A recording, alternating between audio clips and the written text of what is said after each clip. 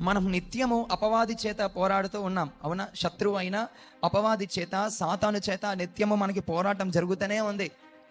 మన చుట్టూ ఉన్న మనుషుల చేత మనకి నిత్యము ఏదో ఒక పోరాటం జరుగుతూనే ఉంటుంది. ఆకాశ మండలంలో ఉన్న దురాత్మల సమూహముతో మనకి ఎప్పుడు పోరాటం జరుగుతూనే ఉంటుంది. దానికన్నా అన్నిటికన్నా ఇంకొక పోరాటము, అది చాలా భయంకరమైనది. మన శరీరముతోనే మనకి నిత్యం ఏం జరుగుతూ ఉంటుంది? పోరాటం. శరీరం ఏమో ఒకటి కోరుకుంటా ఉంటుంది, ఆత్మ ఏమో ఒకటి కోరుకుంటా ఉంటుంది. ఆత్మ ప్రార్థన చేయమంటే శరీరము పడుకోమంటది కదా. ఆత్మ నాయనా సినిమాలు చూడొద్దు, తిరగొద్దు, త్రాగొద్దు, బూతు మాటలు మాట్లాడొద్దు అని ఆత్మ గద్దిస్తూ ఉంటుంది. కానీ శరీరము నువ్వు అబద్ధం చెప్పే, నువ్వు త్రాగే, నీ శరీరాన్ని సుఖపెట్టుకో అని శరీరము ఎప్పుడు కూడా ఆత్మకు ఎగెన్స్ట్గా పోరాడడం మనం చూస్తూ ఉన్నాం.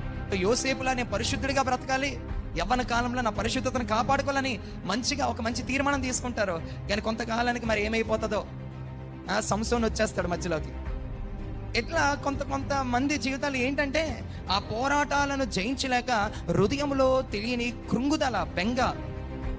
ఈ కృంగుదల ఎవరు తీసుకొస్తాడంటే అపవాది తీసుకొస్తాడు, కృంగదేస్తాడు. నువ్వు పరిశుద్ధంగా బ్రతకాలనుకుంటున్నావా? నీ వల్ల చేత కాదులే. దానియేలులా నువ్వు ప్రార్థన చేయాలనుకుంటున్నావా? నీ వల్ల అస్సలు అవ్వదు.